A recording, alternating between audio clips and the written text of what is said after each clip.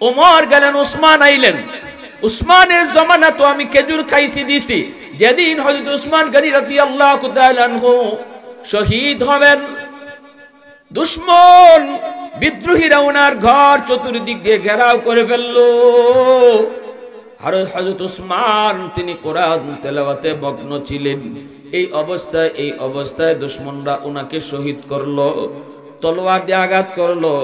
উসমান গনি রাদিয়াল্লাহু তাআলা আনহুর মাথাটা কেটে ফেললো, রক্ত ফিনকি দিয়া কোরআনের পৃষ্ঠা লাল হয়ে গেল।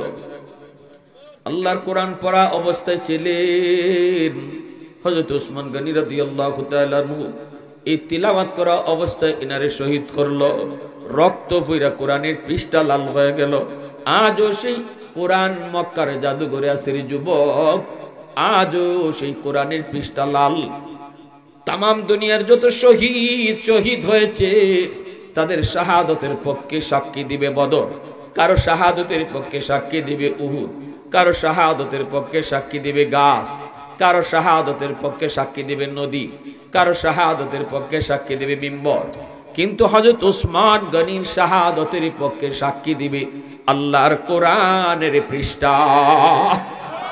उस्मान तेरा नाम से इस्लाम रहेगा, उस्मान तेरा नाम से इस्लाम रहेगा, दुनिया की सखावत में तेरा नाम रहेगा, दुनिया की सखावत में तेरा नाम रहेगा, हैदार तेरा नाम से इस्लाम रहेगा, दुनिया की शजाअत में तेरा नाम रहेगा, मुआविया तेरा नाम से इस्लाम रहेगा, दुनिया की सियासत में तेरा नाम रहेगा, दुनिया की सियासत में तेरा नाम रहेगा। आवाज देखुन अल्लाहु अकबर, आरो जोरे कोन अल्लाहु अकबर। আবু হুরায়রা রাদিয়াল্লাহু তাআলা আনহু বলেন, যেই দিন হযরত উসমান গনি শহীদ হলেন মদিনার ভিতরে হইচই শুরু হয়ে গেল। খবর পেয়ে মদিনার মানুষজন সবাই ঘরবাড়ি সেইরা উসমানের শাহাদতের এই খবর পেয়ে পাগলের মতো ঘর থেকে বের হলো। আমি আবু হুরায়রাও তখন পাগলের মতো বের হয়ে দৌড় দিছিলাম। তখন আমার ওই থলিটা কোথায় পড়ছে আর পাই নাই। সুবহানাল্লাহ। যেই থলি থেকে আমি নবীর যুগ, আবু বকরের যুগ, ওমরের যুগ, উসমানের যুগ পর্যন্ত আমার নবীর হাতের ছোঁয়া লাগছিল খালি, এই থলি থেকে খেজুর নিজেও খাইছি, মানুষও দিছি। তাহলে নবীর হাতের দাম আসেনি না নাই? ওই নবী বলেন, মালিক আমার হাতের দাম কি কমে গেল? আল্লাহ সমস্যা কোন জায়গায়? আমি কি কোনো ভুল করেছি? আল্লাহ পাক কই, না বন্ধু, তুমি কোনো ভুল করো নাই, তোমার কোনো দোষ নাই, তোমার হাতের দামও কমে নেই। গন্ডগোল হলো এই যুবক, যেই যুবক কবরে শুয়ে রইছে, যারে জাহান্নামের আগুনে জ্বালাইতেছে, যারে সাপে কামড়াইতেছে, যে মা মা কয়ে চিৎকার করে কাঁদতেছে। সমস্যা হলো ওই যুবকের, এই যুবকের মা এখনো দুনিয়ায় জীবিত আছে, মার কলিজায় অনেক ব্যথা, মারে দুনিয়ায় থাকতে অনেক কষ্ট দিছে, মার কাছ থেকে মরণের আগেও মাপ নেই নেই, মারে খুশি করে কবরে যায় নেই, মার কলিজায় ব্যথা ব্যথার জায়গায় রয়ে গেছে, সন্তান কবরে চলে আসছে। আমি আল্লাহ সিদ্ধান্ত নিয়েছি, যতদিন পর্যন্ত তার মা তারে মাফ না দিব, আমি আল্লাহ তুমি রসুলের সুপারিশও কবুল করব না। এইবার তুমি মারে বাবারে কষ্ট দিয়ে আব্দুল কাদের জিলানীরে ঘরে এনে দাওয়াত খাওয়াও। একজন দুইজন না, হাজার আব্দুল কাদের জিলানীর ঘরে আনো, তারা সবাই মিললে যদি তোমার জন্য সুপারিশ করে, লাভ হইতো না। কারণ হাজার আব্দুল কাদের জিলানী এক জায়গায় জমা করলো আমার নবীর পায়ের দুলার সমান না, অত না লাগে, নবীর পায়ের দুলার সমান হবে না। অতএব নবীর সুপারিশটা যেখানে আল্লাহ কবুল করলো না, আব্দুল কাদের জিলানীর সুপারিশও কবুল করবে না, মঈনুদ্দিন চিশতির সুপারিশ আল্লাহ কবুল করতো না। যদি বাপ মা খুশি হয় তবেই আল্লাহ খুশি হবে, বাপ মা যদি মাপ দেয় তবেই আল্লাহ মাপ দিব। বাপ মায় মাফ না দিলে আল্লাহও মাফ দিত না। এজন্য আল্লাহ কইছে দোস্ত ওই মারে খবর দাও, মায় যখন মাপ দিব আমি আল্লাহ তখন তার আযাব বন্ধ করব। আহা হারে কি কষ্টটাই না করছে এই মায়। তিনটা কঠিন কঠিন কষ্ট। এক হইল যতদিন পেটে ছিল, আল্লাহ তিনটা কষ্টের কথা উল্লেখ করছে, পেটে ছিল যতদিন। দ্বিতীয় কষ্ট হইল হ্যাঁ মা যখন দুধ খাওয়াইছে, ঠিক না? আরেকটা প্রসব বেদনা, প্রসব বেদনার কষ্ট, পেটে নিল, প্রসব বেদনা, দুধ খাওয়ানি। এই তিনটা টাইমই মা একা করে, মার সাথে বাপের কোনো শরিক নাই, ঠিক না? নি নাকি তা আপনারা কুলাউরা 6 মাস মায় রাখুন পেটো আর 6 মাস বাপে রাখুন, ভাগ আছে নাকি? দুধ যে খাওয়ায় মায় তো একলাই খাওয়ায় না, বাপেও রাত্রে খাওয়ায়। এটা শুধুমাত্র মান না, হ্যাঁ? ডেলিভারির যন্ত্রণা এটাও শুধু মাই টের পায়। কত মা পেটে সন্তান থাকা অবস্থায় খাইতে পারে না, বমি কইরা দেয়। খাওয়ানো খালি বইছে এমনি, পেটের সন্তানে পেটো লাথি মারছে। পেটের মধ্যে যদি একটু গুড়গুড়ি আওয়াজ করে তখনই আমাদের পেটে বাদ যায় না।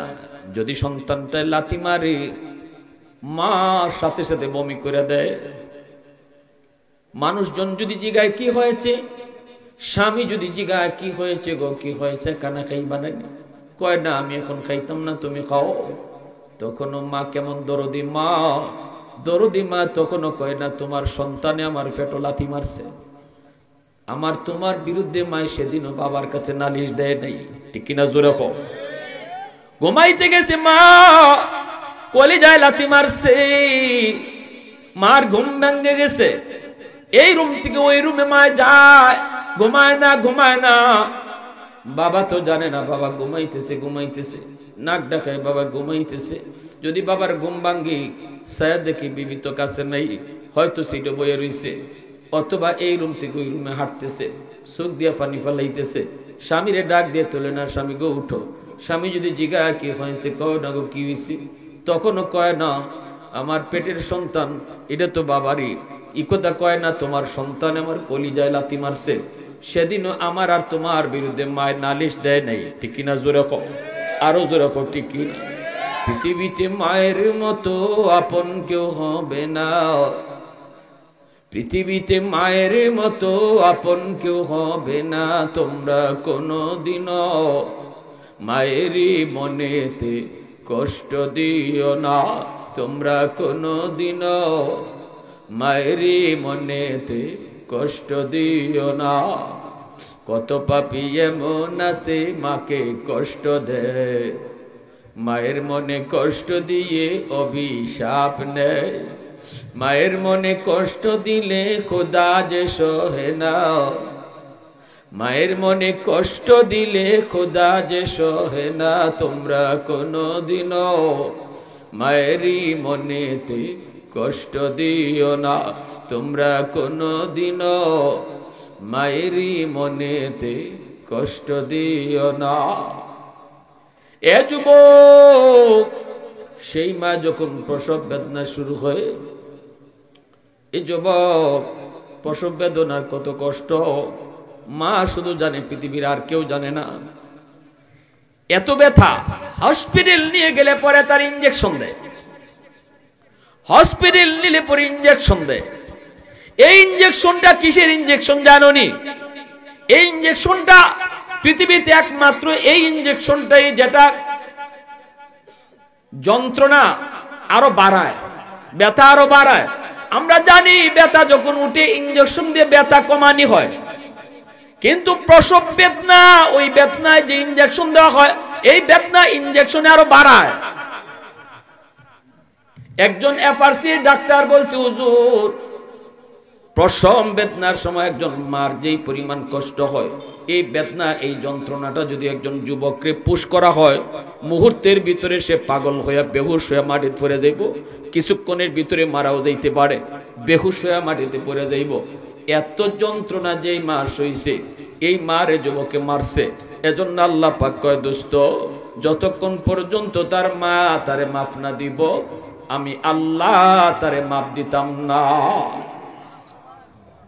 মায়ের নবী দয়ার নবী সাহাবায়ে কেরামকে বললেন, সাহাবীরা দৌড়ায় যাও, যা তার মাকে আমার সালাম জানাও। সাহাবায়ে কেরাম যখন মহিলার সালাম জানাইলেন, মহিলা নবীর দরবারে হাজির। আল্লাহ নবী দাঁড়ায় রয়েছেন কবরের সামনে। নবীজি বলতেছেন, মা গো, কবরটা তুমি চিনোনি? মহিলা কো, নবী গো চিনি, এই কবরটা হলো আমার সন্তানের কবর। আল্লাহর নবী বলতেছেন, মা, সন্তান বুঝি তোমার কষ্ট দেয়? সন্তান বুঝি তোমার অনেক যন্ত্রণা দিয়েছে, অনেক কষ্ট দিছে, অনেক নির্যাতন করছে, এজন্য তোমার সন্তান কবরে আযাব ভোগ করতেছে। আল্লাহ পাক আমাকে অন্তর চোখে দেখাইছে গো মা। সাহাবায়ে কেরামদেরকে নিয়ে একবার না, দুইবার না, তিনবার তার জন্য আমি সুপারিশ করেছি, কিন্তু আল্লাহ আমার সুপারিশ কবুল করে না। আল্লাহ আমারে সাফ সাফ জানাই দিছে গো মা, যতক্ষণ পর্যন্ত তুমি তারে মাপ না দিবা, ততক্ষণ পর্যন্ত আল্লাহ তারে মাপ দিত না। এইবার মহিলা মাপ দিব কি দিব না চিন্তা করছেন? এই কথা কেন, মহিলা মাপ দিবে কি দিবে না? একজন মা, একজন বাবা ছোটকালে বাপ মা সন্তানের জন্য কতটা কোরবানি করে, কতটা কোরবানি করে। এই সন্তান যখন মারে বাবারে কষ্ট দেয়, কি পরিমাণ ব্যথা পায় কলিজায়। কুমিল্লা শহরের একজন রিক্সাওয়ালা বাবা, এই রিক্সাওয়ালা বাবা সন্তানদের রিক্সায় নিয়ে নিয়ে স্কুলে যাইতো আইতো, মনের ভিতরে কত স্বপ্ন সন্তান একদিন বড় হবে। এই ভালো করে শোনো, যে পরিমাণ গুনাহ জমিনে হইতেছে, যেই পরিমাণ গুনাহ জমিনে হইতেছে, যেই পরিমাণ গুনাহ, আজকে যদি আপনাদের এই এলাকার নাম কি, কাদিপুর গ্রামে যদি জরিপ করা হয়, জরিপে দেখবেন নমাজির থেকে বেনামাজি বেশি। সকলে হয় না বুঝার, সব নমাজি। জরিপ, গ্রামের জরিপ যদি করো, তাহলে দেখবা নমাজির থেকে বেনামাজি কম না বেশি? বেশি। বাজারও কুলাউরা, বাজারও গিয়ে হিসাব করো, বাজারে এই মাথা থেকে ওই মাথা পর্যন্ত প্রতিটা দোকানদারের হিসাব লো, দেখবা এই জরিপেও বেনামাজি দোকানদার বেশি, নামাজি দোকানদার কম। এবারও গড়ে যদি জরিপ করি, দেখা যাইব গড়ের মধ্যে যতজন সদস্য আছে, বেনামাজির সংখ্যা বেশি। আল্লাহ বলে, শোনো, এই জমিনে যে সন্তানগুলা বাপ মারে কষ্ট দিতেছে, যারা নামাজ পড়তেছে না, যারা গুনাহ করতেছে, এদেরকে জমিন গিলে ফেলার জন্য প্রতিদিন আমার কাছে আবদার করে, জমিনে আবদার করে। হাদিসে কুদসি, আলা কুল্লি ইয়াউমিন ওয়াল আরদু ইস্তাজিলু রাব্বাহু ওয়াল মালাইকাতু ইস্তাজিলু রাব্বাহু ওয়াল বাহরা ইস্তাজিলু রাব্বাহু। আল্লাহ পাক রব্বুল আলামিন বলেন, জানোনি প্রতিদিন জমিন আমি আল্লাহর কাছে আবদার করে। জমিনে কয়, মালিক অনুমতি দাও, বেনামাজিরে আমি গিলে ফেলবো, সুদকুর ঘুষকুর আমি গিলে ফেলবো। সন্তান, যেই সন্তানে বাপ মারে কষ্ট দেয়, যেই সন্তানে মার কলিজায় আঘাত দেয়, এই সন্তান নাফরমানটারে আমি গিলে ফেলবো। যেখানে দাঁড়ায় আছে এখানেই আমি তারে কবর দিয়ে ফেলবো। বাজার থেকে বাড়িতে যাইতেছে, সুযোগ দিব না, আমি জমিন তারে গিলে ফেলবো। ও মালিক, আবতালিউ ইবনা আদম ফি কারি, অনুমতি দাও, আমি ওরে গিলে ফেলি, কবর দিয়া দিই। বেনামাজি আমার জমিনের উপর দিয়ে আর কতদিন হাঁটবে? এই মা বাবার অবাধ্য সন্তান, এই নাফরমান আমি জমিনের উপর দিয়ে আর কত চলবে? তার পায়ের আওয়াজ আমি আর কত শুনবো গো মালিক? মার কলিজায় ব্যথা দেয়, মার চোখ দিয়া পানি ফালায়, বাবার চোখ দিয়া পানি জড়ায়। এই নাফরমান রে আমি কতদিন জমিনে হাঁটতে দিমু? অনুমতি দাও। আসবিরু ইলা মাতা আসবিরু, ধৈর্য ধরবো তো আর কতকাল ধৈর্য ধরবো?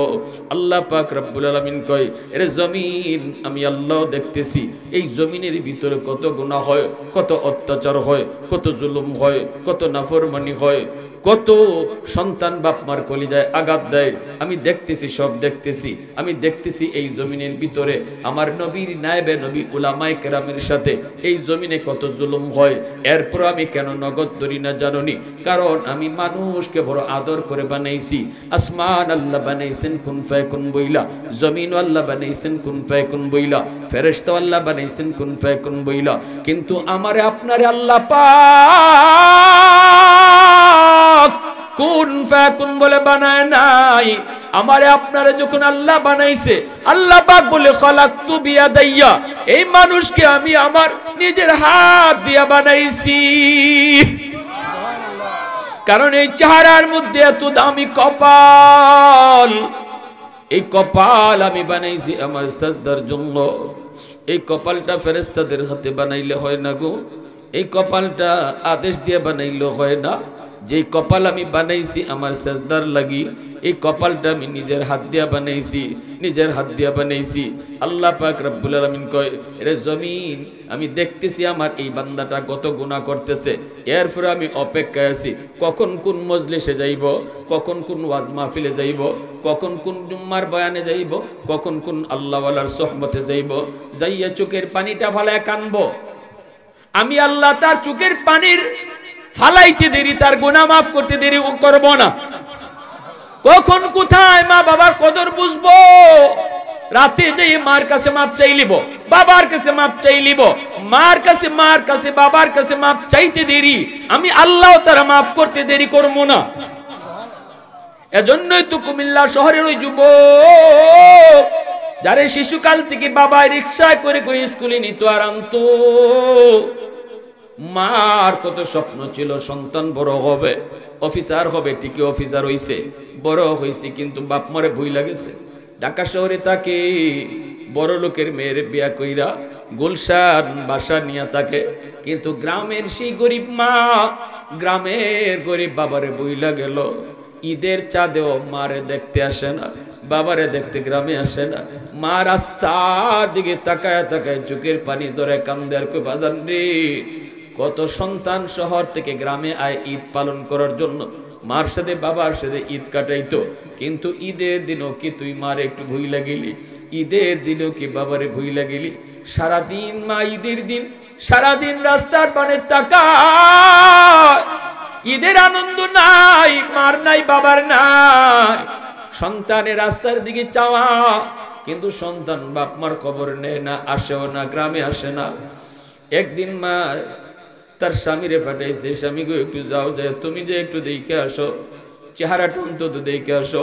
সন্তান মারে ভুললে গেল, মায়ে বলতে পারে না, সন্তান বাবারে ভুললে গেল, বাবায় বলতে পারে না। স্বামী গো তুমি একটু যাও, যা একটু দেখো। স্বামীর ঠিকানা লই আইছে, সন্তানরে দেখতো। বাপে গেটের পাশে এসে দাঁড়াইছে, দারোয়ানে আটকাই দিছে। বাস্তব ঘটনা কইতেছি, একটা বাস্তব ঘটনা। গেটের পাশে দারোয়ানে আটকাই দিছে, আটকায় কয় কই যাইবেন? কয় অমুকের কাছে দেখা করব। দারোয়ান কয় না, ইনি তো আমার অফিসের বস, বসের সাথে দেখা করা যায় না, পারমিশন নিতে হয়, আপনি এখানে দাঁড়ান, আমি স্যারের অনুমতি নিয়ে আসি।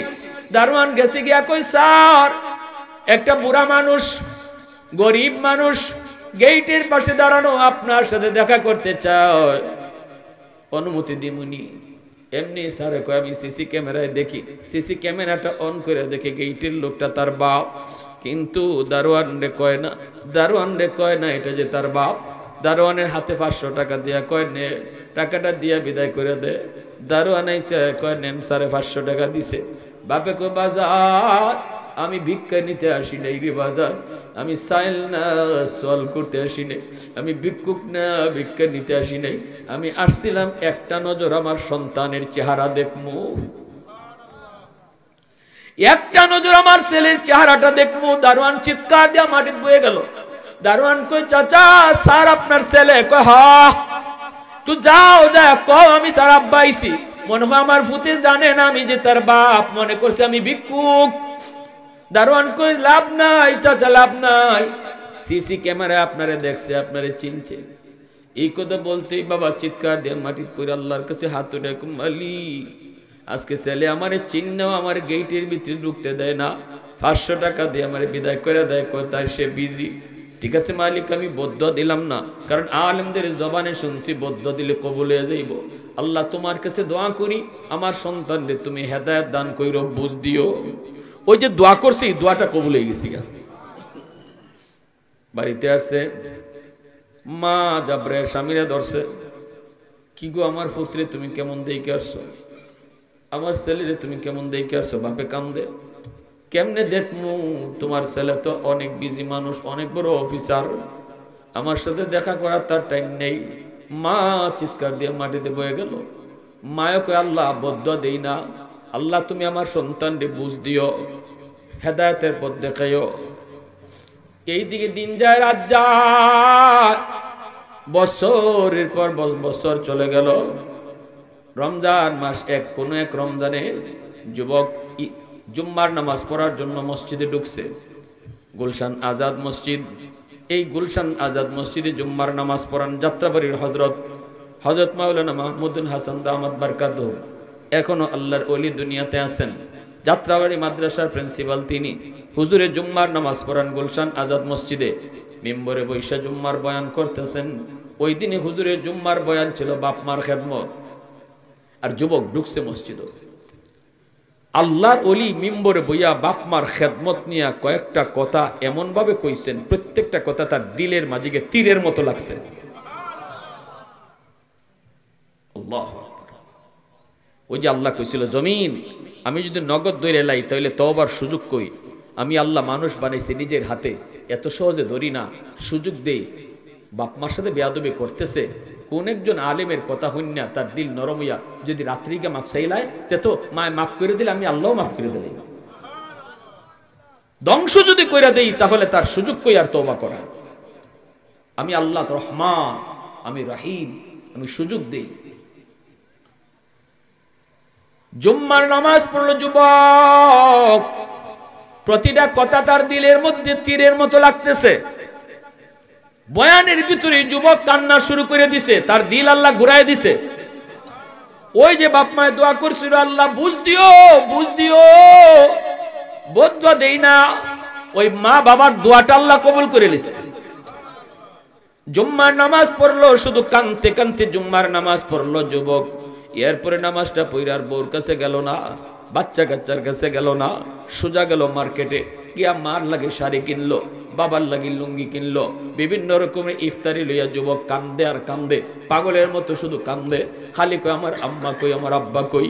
এই কইয়া কইয়া সে কুমিল্লার দিকে রওনা দিল। 2টা ফেরি পার হওয়া লাগতো কুমিল্লা তখন যাইতে। এই 2টা ফেরি পার হইয়া যখন কুমিল্লা শহরে যায় ঢুকছে, অনেক সময় লেট হয়ে গেছে। তারাবির নামাজ পড়ে সবাই যার যার মতো ঘুমায় যাবে। যুবক যাবে তার গ্রামে, কিন্তু কেমনে যাবে গো, কোনো রিক্সা নেই, কোনো গাড়ি নেই, যাইব কি কইরা, হাইটটা যাওয়া সম্ভব না। যুবক রাস্তায় রাস্তায় কান্দে আর কয় আমি কোনো রিক্সা আসেনি, আমি ওই গ্রামে যাইমু, আমার গ্রামে যাইমু, কোনো রিক্সা আসেনি। মানুষেরা কয় বাবা এত রাতে কি তুমি পাইবা না কেন, গ্রামে কি কেউ মারা গেছে নাকি? যুবক কয় আরো বড় অ্যাক্সিডেন্ট ঘটে গেছে, আমারে তোমরা কও আমি কেমনে গ্রামে যাইতাম, কোনো রিক্সা এখন পাইবা না বাজার, কোনো রিক্সা পাইবা না। সকালে যায় যুবক কয় না আমার রাত্রি যাওয়া লাগবে, তাড়াতাড়ি কও কেমনে যাইমু। এমনি একজন মানুষে কয় বাবা এত রাত্রে কেউ রিক্সা নিয়ে যাইতো না, আবার রমজান মাস কিছুক্ষণ পরে সেহরির টাইম হয়ে যাইব।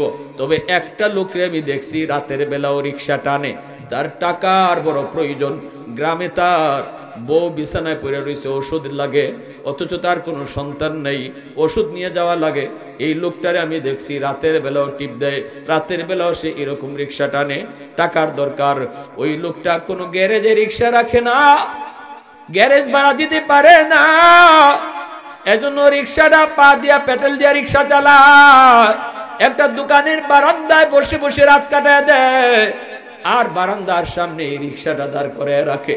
মনে হয় এই লোকটা যাইতে পারে, আর কেউ রে পাইতায় না। যুবক হাঁটতে হাঁটতে ওই রিক্সার দিকে রওনা দিয়েছে গো। রিক্সার কাছে আইসা দেখে একটা বুড়া মানুষ শীতের ঠান্ডায় বয়ে বয়ে কাঁপতেছে, মাফলার দিয়ে মুখটা নাক মুখটা পেঁচায় রাখছে, চেহারা চেনা যায় না। রিক্সাটা পাশে দাঁড়ানো, বয়ে বয়ে কাঁপতেছে শীতের ঠান্ডায়। আইসেই ডাক দিছে চাচা, অমুক গ্রামে যাইবেন নি। চাচা কয়ে যারে ডাক দিছে গো, সে তো চাচা না, সেই তার রিক্সাওয়ালা বাবা। যেই কইছি চাচা অমুক গ্রামে যাইবেন নি, এমনি বাবা ছেলের কণ্ঠ চিনে ফেলেছে। বাবা ছেলের কণ্ঠ চিনে মাথাটা না তুইলা মাথার নিচের দিকে রাইকেই বাবা কয় হ বাজান যাইমু। ছেলে তখন কয় কত টাকা ভাড়া দিতে হবে? কয় টাকা ভাড়া দেওয়া লাগবে? ছেলেও কিন্তু কাঁদতেছে, বাপে দেখতেছে ছেলে কান্দে, আর কয় টাকা ভাড়া লাগবে? তখন বাবা চেহারা দেখায় না, মাফলার দিয়ে মুখ পেছানো, কইতেছে বাজান জীবনে কত মানুষের কাছ থেকে ভাড়া নিছি, আর কাছ থেকে ভাড়া নিতাম না। ছেলে কয় না আমি আপনার ডাবল ভাড়া দিব, ডাবল। বাবা কোনো কথা কয় না, চোখ দিয়া পানি ধরে বাপের। বাবা চিন্তা করে শিশুকালে কত ইয়াদ হয়ে গেছে বাপের। বাজান রে জীবনে কত রিক্সায় তুললে তোমার স্কুলে নিচে আনছি, কোনো দিন তো বাবা ভাড়া নিলাম না। বাবা কোনো জবাব দেয় না, কোনো কথা কয় না, কয় ঠিক আছে রিক্সায় তুমি বও, টাকা লাগতো না। ছেলে কয় না আমি আপনার ডাবল ভাড়া দিব। এই বইলা ছেলে রিক্সায় উঠে গেল, বাবা রিক্সা টানতেছে লয়ে যাইতেছে। এইদিকে বাবা টের পাইছে ছেলে কান্দে, বাবা কান্না করে। ছেলে এই জিনিসটা টের পেয়ে জিগাইতেছে বাজার ওই গ্রামে তুমি কেন যাইবা? কয় আব্বা আম্মার কাছে যাইম। কও কি তোমার আব্বা আম্মা কেডা? আমার আব্বার নাম অমুক। আমি আমার বাবার সাথে বেয়াদবি করছি, দীর্ঘদিন আমি বাপ মার সাথে সম্পর্ক রাখি নাই গো, জানি না আমার আব্বা আমার আম্মা দুনিয়াতে আসেনি না নাই, একটু তাড়াতাড়ি লইয়া যান, আমি মাপ চাইতে আইছি, আল্লাহ আমার দুনিয়া আখিরাতে আল্লাহ ধ্বংস করে দিব। এই বইলা যুবক যোগান্দি যখনই কইছে আমার বাবার নাম অমুক, সাথে সাথে বাবাই রিক্সাটা থামাইয়া রিক্সা থেকে নামিয়া নিজের মাফলারটা মুখ থেকে সরাইয়া কয় বাজান দেখো তো এই বুড়া মানুষটারে চিননি?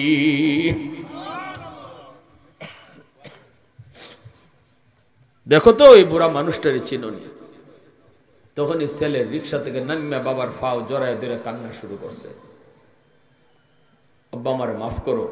বাপের সাথে সাথে কপালে বুকে জড়ায় নিছে, নিয়া কপালে চুমা খাইছে, মাফ করে দিছে। বাড়িতে গিয়া খালি আম্মা কয়ে ডাক দিছে, অসুস্থ মা বিছানা থেকে সুস্থ হয়ে গেছে।